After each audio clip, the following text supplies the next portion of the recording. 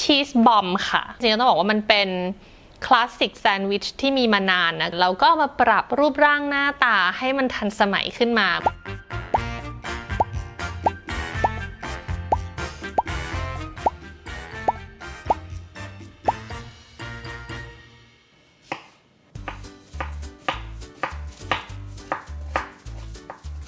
ซอสที่เราใช้ค่ะก็จะเป็นส่วนผสมของมายองเนสมีน้ำผึ้ง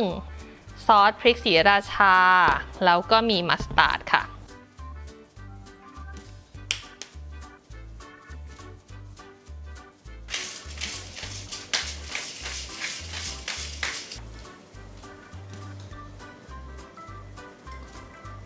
ขนมปังที่ใช้ก็จะเป็นขนมปังแบบนี้แล้วเราก็จะผ่าครึ่งเพื่อยัดไส้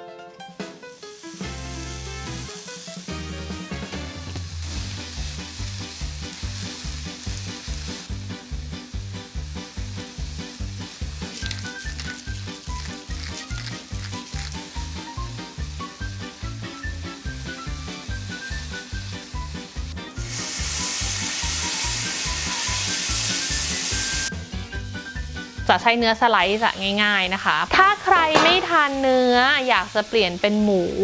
ก็ได้แต่ก็แนะนำว่าอาจจะต้องเพิ่มรสชาติของตัวซอสหรือว่าชีสเนี่ยค่ะให้มันมีรสชาติมากขึ้นนะคะผัดกับหัวหอม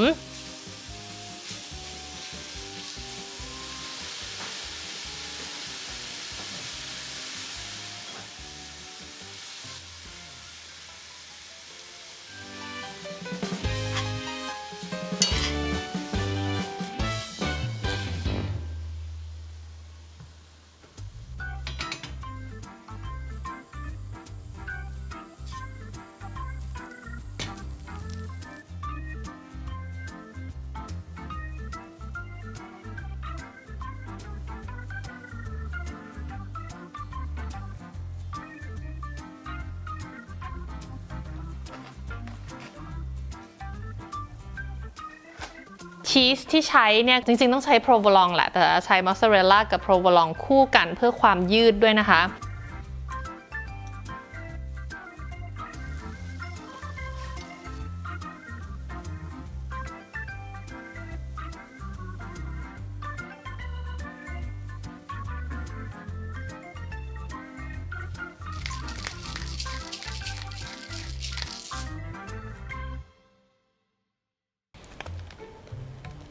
โอ้น่ากินมากนี่น้องสั่งร้านไหนมาเนี่ยร้านนี้แหละร้านไหนร้านน้องนี่แหละโอ้โหถ้าชิมแล้วอร่อยเดี๋ยวออกรถให้ออกรถเลยรถเข็นนะมาขายหน้าบ้านกัน